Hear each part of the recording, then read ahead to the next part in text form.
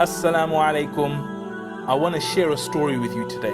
It's about a man who was talking so passionately and deeply to a group of men that people who were passing by were looking at him and wondering what he was doing.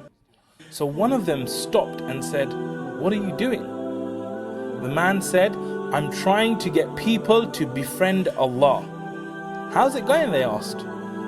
He said, "Allah is willing, but they're not willing." After some time, they saw the same man in a graveyard.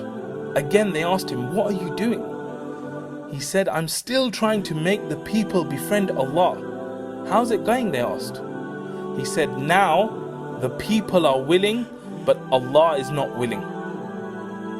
This story is a great example about how important it is for us to seek forgiveness from Allah. Because right now, Allah is waiting for you and me to ask Him for forgiveness. And there are 900,000 people who were alive this time yesterday but died and don't have that opportunity. And they would give their whole life and wealth and everything they own to come back to the situation you're in right now just to ask Allah to forgive you.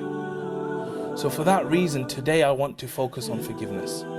You know, the difference between a good person and a bad person isn't that they don't commit sins. The good person is the one that as soon as he commits a sin, he runs back to Allah because he realizes there's nowhere else to go. I've done this wrong, I've done this sin. The only hope is that I go back to Allah and Allah will forgive me. And the guarantee is Allah will forgive us.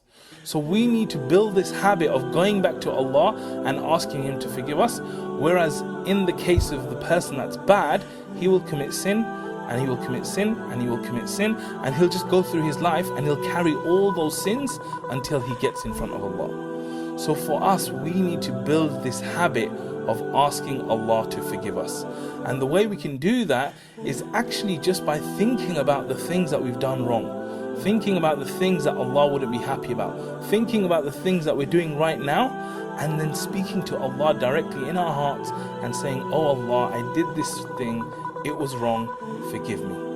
And if you do that, Allah will forgive you, no doubt. Allah will forgive you. So we need to build this habit. And the great thing about this is that no one needs to know you're doing it. But the truth is, when we do something bad, we know the guilt we feel. We know it's wrong. So rather than just holding that feeling, go back to Allah and ask Allah to forgive you. And this is the month of mercy, this is the month of forgiveness. And if you do that now, I promise you Allah will forgive you as long as you're sincere, inshallah.